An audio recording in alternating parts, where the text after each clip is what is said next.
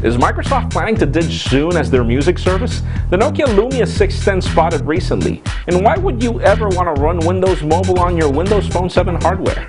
All this and more coming up right now.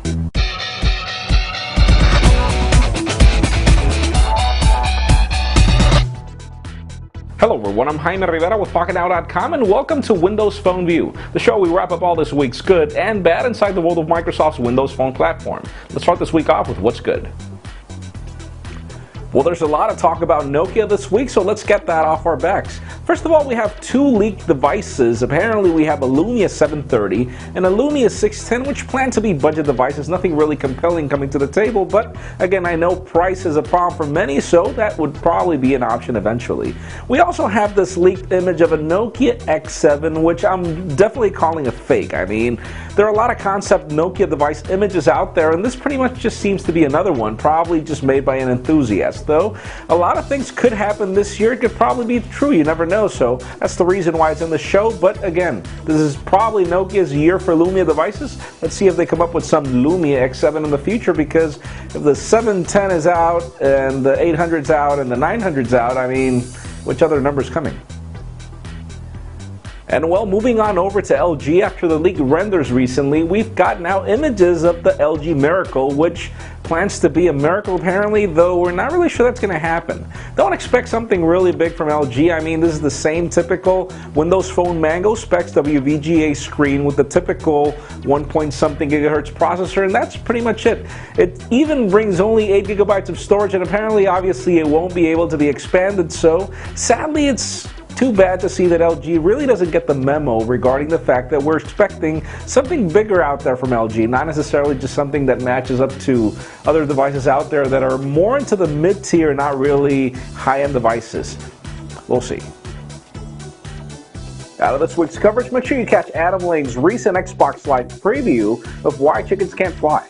And before you look at me funny, it's a game, just watch the video, it looks kind of cool. And well, aside from that, Facebook recently got an update, so Adam also filmed a video of the good things that are coming with the app, because, hey, they made a lot of good moves with that app that they needed to make like a couple of months ago, so really compelling to watch. Before we get to the bad section, somebody finally was able to get screenshots of Windows Phone Tango. And yeah, believe it or not, the cool thing here is the fact that they got screenshots out of Windows Phone's operating system. But the problem is that they got screenshots of Windows Phone Tango, and well, they were trying to install an app from the marketplace, and sadly, it responded that the device didn't have enough RAM to run the application. Excuse me, now think about this. If we've already got the Samsung Focus Flash, which is a budget device, with all the specs that you need to run every app in the marketplace, what's the point about Tango bringing lower RAM on devices if they're not going to be able to run all the applications? I mean, talk about fragmentation. That's going to be really bad.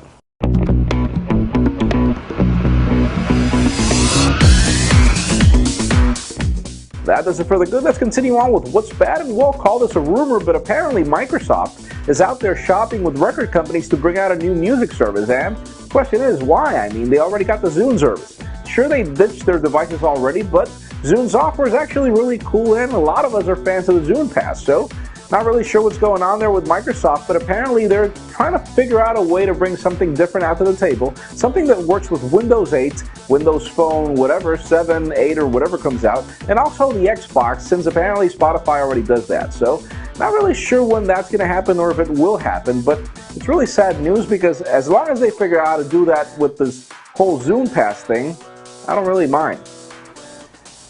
And hey, recent video has just been published where we show Windows Mobile 6.1 working on Windows Phone 7 hardware.